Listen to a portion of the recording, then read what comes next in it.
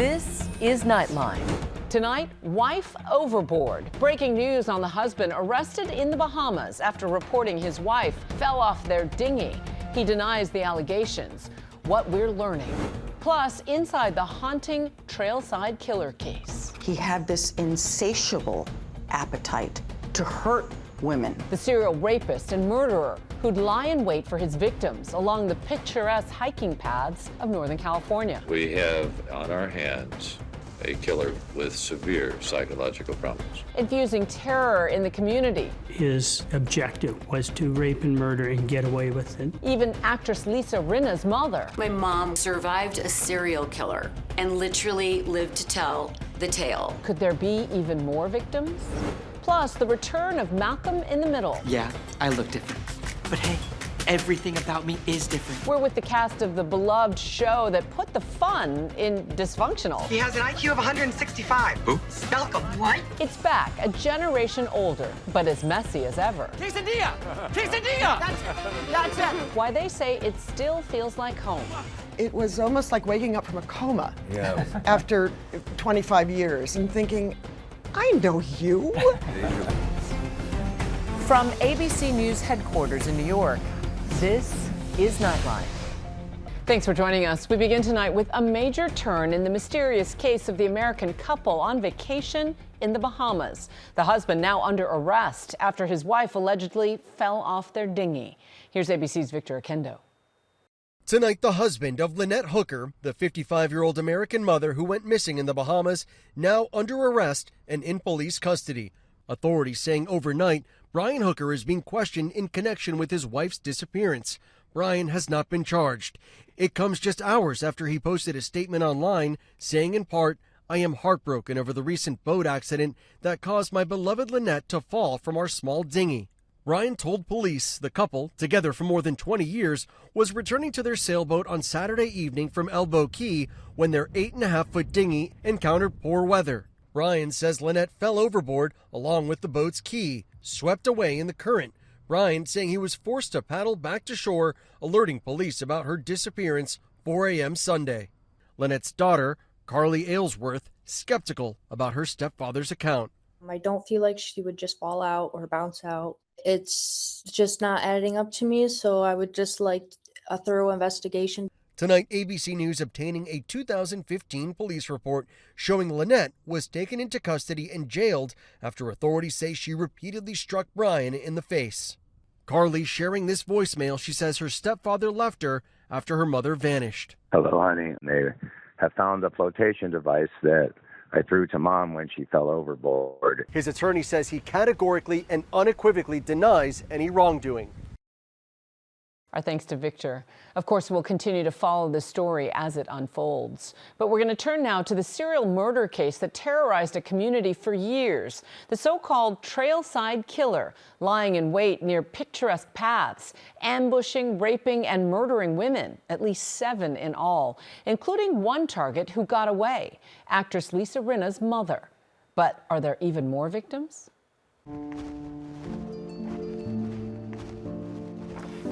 This is the area and probably the trail that my sister was hiking on. Over the hill there, you could see San Francisco, Golden Gate Bridge. And she would have come up here to come look at the sunset late in the afternoon. The next morning, my mother called and told me that Annie's missing. This is the story of a serial killer who hunted his prey, human beings, specifically women, in the most beautiful places you can imagine. You never know what or who is hiding just off trail. To this day, people are still haunted by the Trailside Killer. The damage and the trauma done to the victims, the survivors, and their families is immeasurable. It lives on.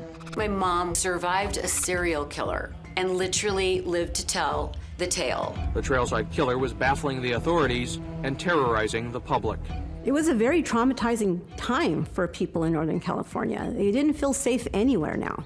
He had this insatiable appetite to hurt women. Murder after murder. For years, the serial killer gripped the region in fear. The shockwaves hadn't even settled when the Bay Area was rocked by the Trailside Killer again. His objective was to rape and murder and get away with it. To him, that was the ultimate crime. We have on our hands a killer with severe psychological problems. Tonight, inside the case, the hunt for clues and the search for answers. The natural landscape of Marin County is rolling hills that roll down into the Pacific Ocean. One of the dominant features in the area is Mount Tamalpais. And Northern California has the best of everything here.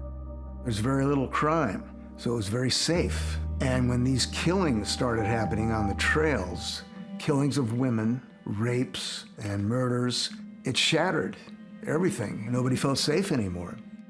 A scientist and daughter of a prominent Marin doctor was found shot to death by a high-powered weapon. On October 13th, Ann Alderson met her death ambushed on a trail. My sister was Ann Evelyn Alderson. She was the victim in the Trailside murder saga. She was 26. I would say she was beginning the prime of her life. She had a lot of freedom to say, gee, the world is my oyster. I'm really excited about what comes next. She really, really loved being outside in the forest. She worked as a forest ranger.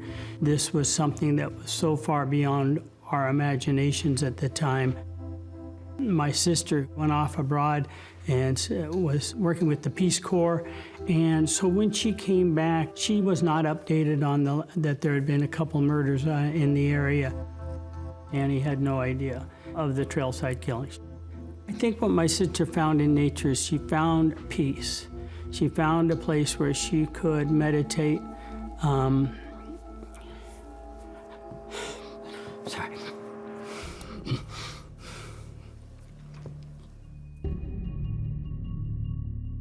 On the night she died, by the reports of hikers and so forth in the area, she was spotted up in the Mount Tamalpais Mountain Theater. She was just kind of up there watching the sunset and enjoying the evening. I heard about it the next morning when my mother called and told me that Annie's missing. We knew something was wrong. Ann Alderson's killing was found to be committed with a .38 caliber weapon.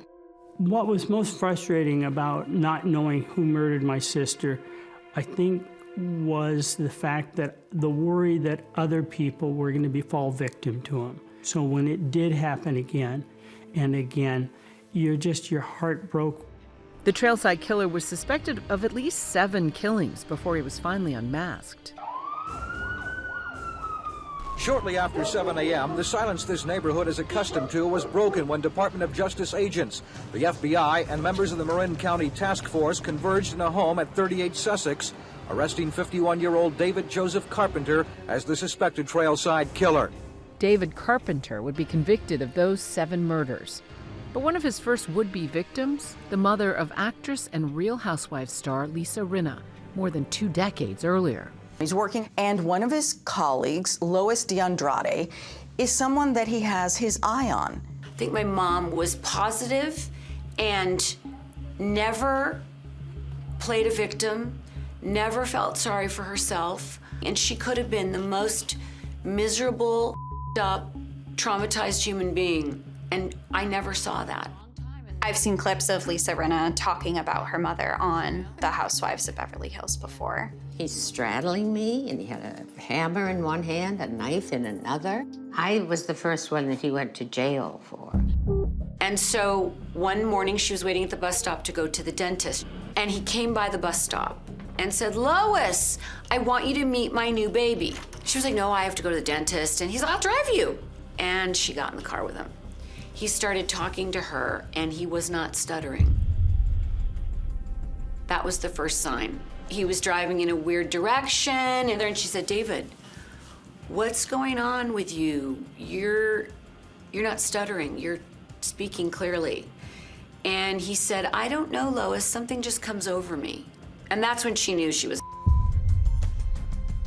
But then he starts driving, instead of towards their house, through the Presidio, which is an Army base here right at the foot of the Golden Gate Bridge. Now it's maybe 10 in the morning. Luckily, a military policeman saw this car drive down a deserted road that no one should be driving on. So he followed them. And as David Carpenter parked the car, he literally straddled my mom, grabbed a knife out of the glove box, takes the knife, goes at my mom. My mom grabs it with her hand, and it severs these two fingers, so her fingers are like dangling. And then David starts to freak out because he sees the car coming. And so he reaches in the back, grabs a hammer, and starts smashing my mom over the head with a hammer. He starts hammering at her head. If that police officer had not shown up when he did, Lois would be dead. The MP shoots David Carpenter in the stomach. Doesn't kill him. My mom, she's in the hospital for 3 months. She had to have a big metal plate put in her head. David Carpenter then pleads guilty. Then he goes on to become the Trailside Killer. David Carpenter received 14 years in federal prison for the attack on Lois D'Andrade. He ended up serving 9. Authorities have linked the Trailside Killer to other cases. Most investigators believe that there are still victims of David Carpenter that haven't been identified or conclusively tied to him. There are several. Which makes you think, could there be other victims out there? Right now we're headed up to a set of picnic benches that are by the parking lot. I've been told, I've not seen it, but there's a plaque in memory of all the women that were victims of the Trailside Killer. The plaque here reads, "Forever on the Mountain," and then it names the 3 women that died in this area. Ann Alderson, age 26, from Terra Linda. Love is never ending. I think that's a really nice thing. I'm very proud. Proud that people would remember her. And it's a lovely setting. And people always will remember and enjoy this spot.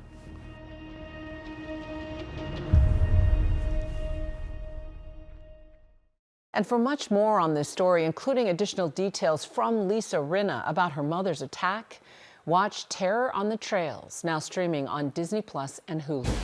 And now, a look ahead at tomorrow's show, the triumphant return of the historic Artemis, the most dangerous part of the lunar mission, as the Orion spacecraft splashes down off the coast of California. And when we come back, we're with the stars of the revival of the beloved show, Malcolm in the Middle. It felt like not a second had gone by with all of us. After the break.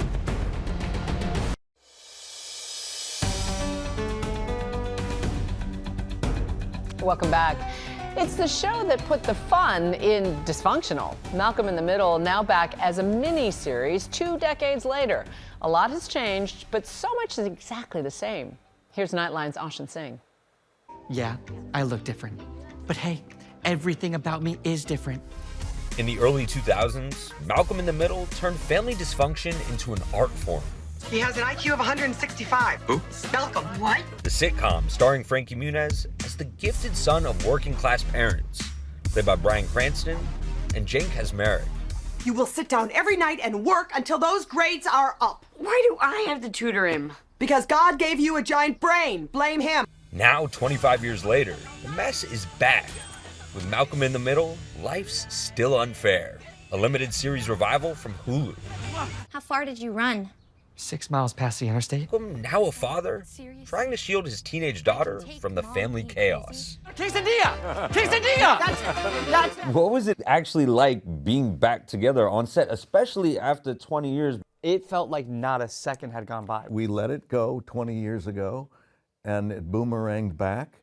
Then they're adults. We're all appreciating the time we have together. It was almost like waking up from a coma. Yeah. After 25 years and thinking, I know you. Frankie Muniz, like Malcolm, was a child prodigy, also starring in 2000s hits like Big Fat Liar. I wrote Big Fat Liar. This is Hollywood. We play by our own rules. And Agent Cody Banks. I'm a junior secret agent working for the CIA. Whatever. Now all grown up and father to a 4-year-old. What was it like revisiting this role that made you Frankie Muniz in a lot of ways? I mean, I was ecstatic when I got the call that it was going to happen. I know we had talked about it for a really long time, right? But I remember coming home every day from this and going like, I'm really happy with how that went. Brian and I said, there were a few scenes where you were acting, and Brian and I would look at each other and say, he's really good. He's good. I mean, if this kid wanted to act again, yeah. And we said, you should consider this. And Frankie, much like the high-achieving Malcolm, excelling at not just acting, but driving in NASCAR. Jane Kaczmarek, back playing Malcolm's mom Lois, as the captain running a tight ship, fiercely devoted to her family and not afraid to set her son straight. Can we do this outside the men's room? Nope. It's gone on long enough. We're going to straighten everything out right here, right now. Jane, tell me a little bit about how Lois has changed over the years. I remember that final episode, telling him that what you're going to do with your life and you're going to work hard for it. We've been getting the short end of the stick for thousands of years, and I, for one, am sick of it. Now you are going to be president, mister, and that's the end of it. It was such a moving episode. And now, doing this, I know they wanted us to be a little better off. We've got only one kid at home now. Yep. And that Hal and Lois were, enjoying a little more easy times. But the circumstances arise. Lois was in high gear again. Bryan Cranston, back as Malcolm's sweet and hapless father, Hal. I can call back later. Come on, Dewey, you've seen this like 1,000 times. After his role as Hal, Cranston going on to play a different sort of father. Drug kingpin and family man Walter White in the massively popular Breaking Bad. I am not in danger, Skyler. I am the danger. There's a scene in the new show where you're going through a bit of a therapy session. Did you tap into a little bit of Walter White there? I wanted to have a character that was the confident side of Hal. When I first started working on creating that character, I was kind of lost. I didn't know where it should fit. And so I looked at Jane's character and I said, well, Lois is fearless and strong and tough. And so I went, what if Hal is fearful and weak and soft? And all of a sudden I started going, wait a minute, there's something here. So that list of contrast started to give me an idea. Bryan and Jane have watched their on-screen son grow up in real life, seeing Frankie go from child star to the father of his 4-year-old son, Maz. What's it like seeing Frankie Muniz as a parent himself now? Do you still feel like his parents? Oh yeah, absolutely. We definitely do. And as a parent of a woman who is in her 30s now, you're always parenting. When I first met Maz on the set, as soon as he saw Frankie, he was like, and he ran. He's so attached to him, and it was really sweet, and it's worth repeating how gentle and tender and how attentive you are with him, and being a really good parent. And to watch him parent like that was like, oh, that's so good. Yeah, because Lois would just go, no. No is a complete sentence. How have you guys experienced the memes? Have you paid attention to the fan base and how they've been clamoring for the show the past 20 years? Do you know what a meme is? Because I barely do. Mom, do you know what a meme is? Hal was always doing something crazy. Hal is so memeable, man. I don't remember a lot of shows that were on 20 years ago, but the fact that this one has continued. I have people come up to me all the time and say, oh, I loved it as a kid. I'm showing it to my kids. Or we watch it every year. We watch it 20 times. And people really genuinely love it. Life is unfair. What a fun legacy. Our thanks to Ashen. Malcolm in the Middle, Life Still Unfair is now streaming on Hulu. When we come back, decades of Queen Elizabeth's fashion legacy, wowing visitors at Buckingham Palace.